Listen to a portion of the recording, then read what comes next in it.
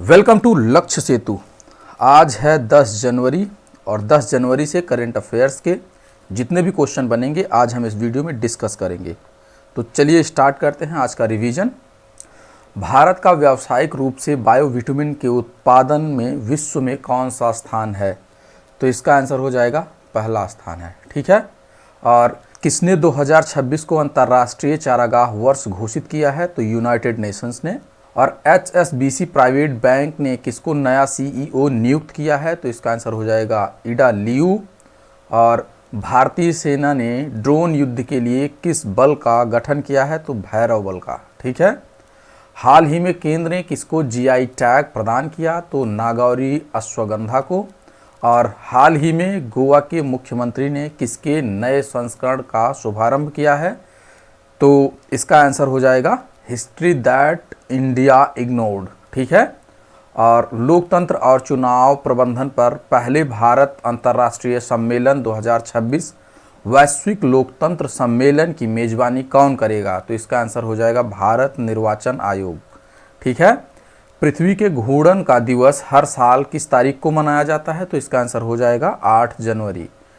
और 7 जनवरी 2026 को पूर्व केंद्रीय राज्य मंत्री और भारतीय जनता पार्टी के किस वरिष्ठ नेता का 94 वर्ष की आयु में सिलचर से निधन हो गया? तो इसका आंसर है कबींद्र पुरकायस्थ। ठीक है। और जिनसन जॉनसन किस खेल से संबंधित हैं जिन्होंने हाल ही में संन्यास की घोषणा की है? ठीक है। तो इसका आंसर हो जाएगा एथलेटिक्स। लोकतंत्र और चुनाव प्रबंधन पर 3 दिवसीय भारत अंतर्राष्ट्रीय सम्मेलन का आयोजन कहाँ किया जाएगा? तो इसका आंसर हो जाएगा नई दिल्ली। चमड़ा निर्यात परिषद का अध्यक्ष किसे नियुक्त किया गया है? तो इसका आंसर हो जाएगा रमेश कुमार जुनेजा को। ठीक है। और कोनोसेफेलस जीनस से संबंधित टिड्डे की नई प्रजाति किस स्थान पर खोजी गई है? तो इसका आंसर हो जाएगा कश्मीर में। नृत्य कलानिधि पुरस्कार 2025 निम्न में से किसे प्रदान किया गया है? तो इसका आंसर हो जाएगा उर्मिला सत्यनारायणन को। ठीक है। भुगतान नियामक बोर्ड की पहली बैठक कहाँ की गई? तो मुंबई में की गई है। भारत के 45वें अंटार्कटिक अभियान के तहत मैत्री अनुसंधान केंद्र में किस देश के शोधकर्ता शामिल हुए हैं? तो इसका आंसर हो जाएगा संयुक्त अरब अमीरात के। ठीक है। और महामारी रोग अधिनियम के तहत किसके द्वारा मानव रेबीज को अधिसूचित रोग घोषित किया जाएगा? तो इसका आंसर हो जाएगा दिल्ली। और मपेबा प्रभाव को समझने के लिए हाल ही में किस देश के वैज्ञानिकों ने पहला सुपर कंप्यूटर संचालित सिमुलेशन विकसित किया है? तो इसका आंसर हो जाएगा भारत। ठीक है। तो अगर वीडियो आप लोगों को अच्छी लग रही हो तो वीडियो को लाइक शेयर सब्सक्राइब करें और वीडियो को कंप्लीट देखें, जिससे कि जितना भी मैं फैक्ट्स जितना भी मैं मेहनत कर रहा हूँ उसका एक पॉजिटिव आउटपुट निकल के आए, आप लोगों तक पहुँचे और आप उसका सदुपयोग करें और आप अपनी ऊंचाइयों को छुएं। तो चलिए आगे बढ़ते हैं। भारत की पहली पेपरलेस जिला अदालत कहाँ स्थित है? तो इसका आंसर हो जाएगा कलपेट्टा, वायनाड, केरल। कलपेट्टा जो है वहाँ की अदालत का नाम है जो कि वायनाड में स्थित है और वो केरल में स्थित है। ठीक है।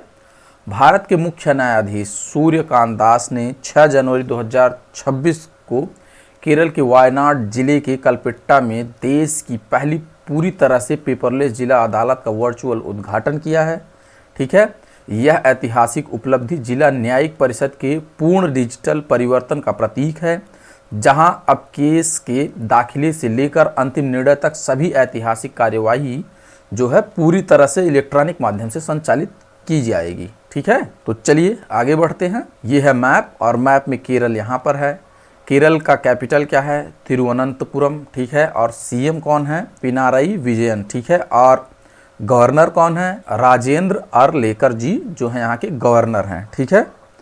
तो चलिए आगे बढ़ते हैं। थंथाई पेरियार वन्यजीव अभ्यारण्य किस राज्य में स्थित है? ठीक है। तो इसका आंसर हो जाएगा तमिलनाडु। तमिलनाडु में थंथाई पेरियार वन्यजीव अभ्यारण्य जो है स्थित है। ठीक है। अखिल भारतीय बाघ अनुमान 2026 का पहला चरण थंथाई पेरियार वन्यजीव अभ्यारण्य में शुरू हो गया। ठीक है। यह तमिलनाडु के इरोड जिले की बरगुर पहाड़ियों में स्थित है। ठीक है। और यह अभ्यारण्य तमिलनाडु के सत्यमंगलम बाघ अभ्यारण्य और कर्नाटक के माले महादेश्वर और कावेरी वन्यजीव यह क्षेत्र नीलगिरी हाथी अभ्यारण्य का हिस्सा है। ठीक है, और यह जो है इन अभ्यारण्यों के बीच में स्थित है। ठीक है, तो चलिए आगे बढ़ते हैं और देख लेते हैं मैप में तमिलनाडु कहाँ पे स्थित है। तो तमिलनाडु यहाँ पे स्थित है और इसका कैपिटल क्या है? तो इसका कैपिटल है चेन्नई और सीएम कौन है? एम.के. स्टालिन और गवर्नर कौन है? आर.एन. रवि। ठीक है, तो तमिलनाडु के कुछ जो है प्रमुख वन्यजीव अभ्यारण्य और राष्ट्रीय उद्यान कौन कौन से हैं उन पे हम लोग एक नज़र डाल लेते हैं। तो सबसे पहला है मुदुमलाई, फिर उसके बाद है अन्नामलाई, फिर गिंडी, मुकुर्थी, गल्फ ऑफ मन्नार और थानथाई पेरियार, कलक्कड़ मुंदन तुराई और पॉइंट कैलिमेरे और वेदांतांग जो है, और इसके बाद क्या है? कावेरी साउथ नॉर्थ और मेघमलाई। ठीक है, तो बाकी इन सब चीज़ों को आप लोग याद कर लेंगे। बढ़ते हैं आगे। UIDAI ने आधार सेवाओं को अधिक जनहितकारी बनाने के लिए क्या लॉन्च किया है? तो इसका आंसर हो जाएगा आधार शुभंकर उदय इन्होंने लॉन्च किया है। ठीक है, भारत विशिष्ट पहचान प्राधिकरण ने आधार के शुभंकर उदय को लॉन्च करके जनसंचार में सुधार की दिशा में एक महत्वपूर्ण कदम उठाया है। और शुभंकर डिजाइन प्रतियोगिता के विजेता कौन है? अरुण गोकुल। ठीक है, और शुभंकर नामकरण प्रतियोगिता की विजेता कौन थी? तो ये थी रिया जैन जी। ठीक है, इस दोनों चीज़ को आप लोग याद कर लीजिएगा, ये क्वेश्चन जो है एग्जाम में आ सकता है। तो चलिए आगे बढ़ते हैं। ट्रंप के आदेश के तहत अमेरिका कितने अंतर्राष्ट्रीय संगठनों से बाहर हट गया है? ठीक है, तो इसका आंसर हो जाएगा 66। ट्रंप के आदेश पे जो है 66 अंतर्राष्ट्रीय संगठनों से ये जो है बाहर हो गए हैं। इसी के साथ जो है UNFCCC और अंतर्राष्ट्रीय गठबंधन और जलवायु एजेंसियों से भी इन्होंने अपना नाम जो है वापस ले लिया है। ठीक है, तो चलिए आगे बढ़ते हैं। अरुणाचल प्रदेश का कौन सा जिला भारत का पहला बायो हैप्पी जिला बनेगा?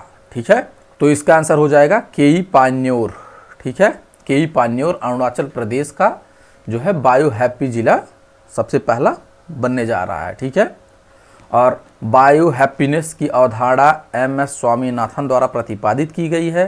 ठीक है, केई पान्योर अरुणाचल प्रदेश में नवगठित एक जिला है और पूर्वी हिमालय भारत के प्रमुख जैव विविधता केंद्रों में से एक है। ठीक है, और मीथेन एक अत्यंत शक्तिशाली लेकिन अल्पकालिक ग्रीन हाउस गैस है, इसको आप लोग याद कर लेंगे। ठीक है, और जैव विविधता आधारित विकास पर्यावरण आजीविका और स्वास्थ्य को आपस में जोड़ता है।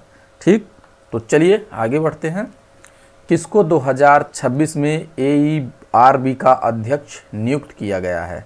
ठीक है, और AERB का मतलब क्या है कि परमाणु ऊर्जा नियामक बोर्ड। ठीक है, तो इसका आंसर हो जाएगा AK बाला सुब्रमण्यम।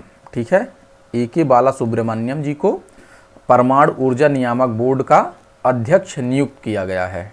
ठीक है, तो जनवरी 2026 में प्रधानमंत्री मोदी की अध्यक्षता वाली कैबिनेट नियुक्ति समिति ने प्रतिष्ठित वैज्ञानिक AK बाला सुब्रमण्यम को भारत के सर्वोच्च परमाणु सुरक्षा नियामक परमाणु ऊर्जा नियामक बोर्ड का अध्यक्ष नियुक्त किया और बाला सुब्रमण्यम को 3 साल के कार्यकाल के लिए नियुक्त किया गया। वे डॉक्टर DK शुक्ला का स्थान लेंगे, जिनका कार्यकाल जो है 31 दिसंबर 2025 को समाप्त हो रहा है। ठीक है, तो चलिए आगे बढ़ते हैं। एनवीडिया के CEO जेंसन हुआंग को 2026 का कौन सा पुरस्कार प्रदान किया गया? तो इसका आंसर हो जाएगा IEEE medal of honour. IEEE medal of honour का क्या मतलब है? Institute of Electrical and Electronics Engineering का जो है पुरस्कार मेडल ऑफ ऑनर जो है किसको दिया गया? एनवीडिया के CEO को दिया गया है। ठीक है, तो 6 जनवरी 2026 को एनवीडिया के मुख्य कार्यकारी अधिकारी जेंसन हुआंग को IEEE द्वारा दिए जाने वाले सर्वोच्च सम्मान 2026 IEEE मेडल ऑफ ऑनर से सम्मानित किया गया है। इस प्रतिष्ठित सम्मान में 20 लाख अमेरिकी डॉलर का नगद पुरस्कार शामिल है, जो लगातार दूसरा वर्ष है जब IEEE ने इस सम्मान के साथ मौद्रिक पुरस्कार प्रदान किया है। ठीक है, तो इस पॉइंट को भी आप लोग ध्यान में रखेंगे। तो चलिए आगे बढ़ते हैं। हाल ही में फेडरल बैंक ने किसका अनावरण किया है? तो इसका आंसर है द फॉर्चूना वेव। ठीक है। द फॉर्चूना वेब का अनावरण कौन किया है? फेडरल बैंक ने, ठीक है। फेडरल बैंक ने 7 जनवरी 2026 को मुंबई में ब्रांड एम्बेसडर विद्या बालन, और फेडरल बैंक की ब्रांड एम्बेसडर कौन है? तो विद्या बालन जी हैं। इसको आप लोग ध्यान देंगे। उनके साथ जो है अपनी नई ब्रांड पहचान द फॉर्चून वेब लॉन्च किया, ठीक है। और नए लोगों में प्रामाणिकता, एकजुटता और समृद्धि का प्रतिनिधित्व करने वाली 3 लहरें हैं, ठीक है। इसे डिजिटल अनुकूल डिज़ाइन के साथ प्रस्तुत किया गया है। तो चलिए आगे बढ़ते हैं। प्रवासी भारतीय दिवस हर साल कब मनाया जाता है? तो इसका आंसर हो जाएगा 9 जनवरी। 9 जनवरी को प्रवासी भारतीय दिवस हर साल मनाया जाता है, ठीक है। प्रवासी भारतीय दिवस, जिसे अनिवासी भारतीय दिवस के रूप में भी जाना जाता है, हर साल 9 जनवरी को भारत के विकास में प्रवासी भारतीय समुदाय के अमूल्य योगदान को मान्यता देने और मानने के लिए मनाया जाता है। इसका एक ऐतिहासिक पॉइंट भी है, उसे देख लेते हैं। इस दिन का गहरा ऐतिहासिक महत्व है क्योंकि यह 9 जनवरी 1915 को महात्मा गांधी की दक्षिण अफ्रीका से भारत वापसी का प्रतीक है। एक ऐसा क्षण जिसने बाद में भारत के स्वतंत्रता संग्राम को जो है आकार दिया था, ठीक है। तो चलिए आगे बढ़ते हैं। प्रसार भारती ने देश भर के डिजिटल रचनाकारों, डिजिटल क्रिएटर्स को सशक्त बनाने के लिए डीडी न्यूज़ पर क्या लॉन्च किया है? तो इसका आंसर क्या हो जाएगा? क्रिएटिव कॉर्नर जो है, क्रिएटिव कॉर्नर प्रसार भारती ने जो है लॉन्च किया है, ठीक है। प्रसार भारती ने देश भर के डिजिटल रचनाकारों, डिजिटल क्रिएटर्स को सशक्त बनाने और उन्हें मंच प्रदान करने के लिए डीडी न्यूज़ पर क्रिएटर्स कॉर्नर लॉन्च किया है। इस पहल के माध्यम से डिजिटल रचनाकारों को अपने कंटेंट को दिखाने और दर्शकों तक पहुंचने का अवसर मिलेगा, जिससे वे राष्ट्रीय स्तर पर अपनी पहचान बना सकेंगे और देश के विकास में योगदान दे सकेंगे, ठीक है। तो चलिए आगे बढ़ते हैं, जो कि आज का क्वेश्चन है। भारत के किस शहर को अंगूरों का शहर कहा जाता है? तो इसका आंसर जो है आप हमें कमेंट बॉक्स में देंगे। और वीडियो अगर आप लोगों को अच्छी लग रही हो तो वीडियो को लाइक, शेयर, सब्सक्राइब ज़रूर करें। तो चलिए आगे बढ़ते हैं और देखते हैं कल के प्रश्न को। किस फल को उष्णकटिबंधीय फलों का राजा कहा जाता है? तो इसका आंसर हो जाएगा आम, ठीक है। उष्णकटिबंधीय फलों के राजा के रूप में आम को जाना जाता है, जो अपने मीठे और रसीले स्वाद, पौष्टिक तत्वों से भरपूर होने और विभिन्न तत्वों के कारण पूरी दुनिया में और भारत में सबसे लोकप्रिय और प्रतिष्ठित फल है, ठीक है। तो इसका आंसर क्या था? आम। तो thanks for watching, please subscribe.